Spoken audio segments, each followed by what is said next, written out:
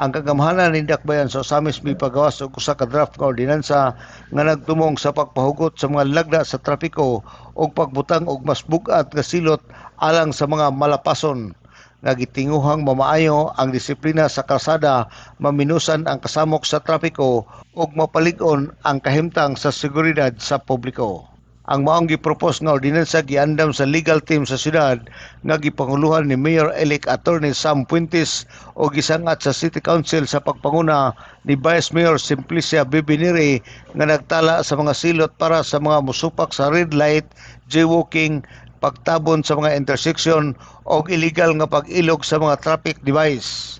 Base sa draft nga pagdagan sa bisa naka-red light, nagkantidad og 5,000 pesos nga multa o obligasyon nga motambong sa traffic seminar para sa unang bisis nga kalapasan. Ang balik-balik nga paglapas mamahimong silutan og community service o pagkapreso. Ang mga jaywalker silutan og 3,000 pesos hangtod sa 5,000 depende sa kadaghanon sa ilang kalapasan. Giimpesahe usab sa ordinansa ang pagsunod sa mga signal sa kalsada sama sa no U-turn o turn right anytime o kapil na ang silot sa pagpatunga sa solid line. Ang implementasyon sa balaod ipatuman sa City Traffic Management Services nga mao ang manubag sa pag-issue sa citation tickets.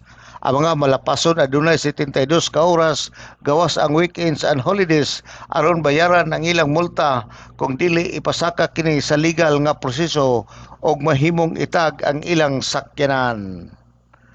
Alang sa DXDD Radio Campana, ang radyo sa Simbahan, WD45 Dudong Barkamento, Danag sa Dakbayan.